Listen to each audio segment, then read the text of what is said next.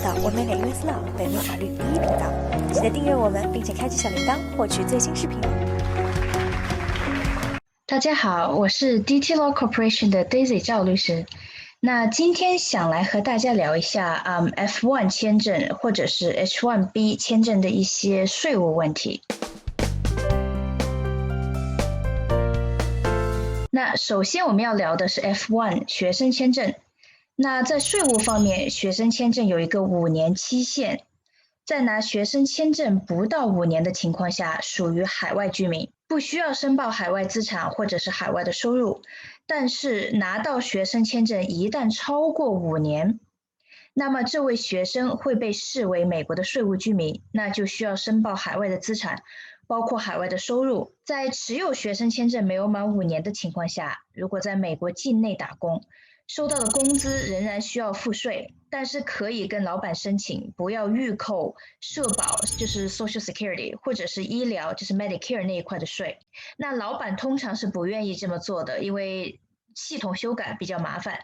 那如果老板不愿意，这位学生可以直接向国税局递交申请，把这些钱退回来。那如果持有签证至少5年的这些学生，需要向国税局申报所有在美国获得的工资、海外获得的工资，包括海外的银行账户这些需要记一下，这个申报可能有2个。如果在海外的资产足够多，那需要申报，就是每年4月份那一次需要申报一下，然后每年至少10月份也要申报给财政部。那么 H1B 签证的话，这些人税务方面基本上和绿卡持有者是一样的，因为 H1B 是一个工作签证。那 H1B 相当于税务居民，主要是因为大部分的 H1B 持有者是直接从美国的学生签证转到 H1B 的。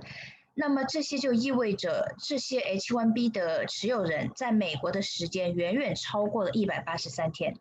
这种持有者拿 H1B 签证的第1年就需要以美国税务居民的身份来申报。那么有很少一部分是从海外，比如说中国，直接飞到美国上班的这种。那这种情况下，第1年还是有可能会被当作海外居民，因为他没有超过183天。比如说年底才可以来美国的这种人。但是这种持有者可能宁愿会被当作本地居民，因为在 H1B 大部分拿的情况下都是拿的 W2， 那 W2 每年其实会拿的是退税，不是去补交税。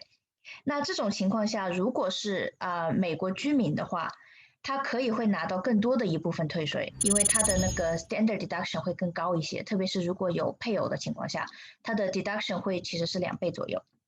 那这种情况下，宁愿会被当作本地居民来处理，这样子 deduction 可能可以拿得更多一些。那转换身份方面其实不太难，转换身份就直接从 1040N2 变成1040，递交的表格会变化，这样子国税局就会直接注意到身份转变了。另外一点可能需要注意的就是移民方面，因为F1 学生签证是不可以在校外打工的，除非有 CBT 批准的 ，OPT 除外。那 H1B 签证的话是可以在外面打工的，但是只能为给自己申请 H1B 的公司打工。所以在移民方面 F1 跟 H1B 需要注意一些情况，因为如果在外面打工，然后被雇主把 W2 或者1099表申请上去，那有可能会在到时候移民转身份方面遇到一些问题。那如果还有什么其他的问题，可以直接加我的2维码，谢谢。如果今天的节目对你有帮助，那就帮我们订阅、点赞、分享吧。有任何问题也欢迎在评论区留言，你的法律问题我最关心。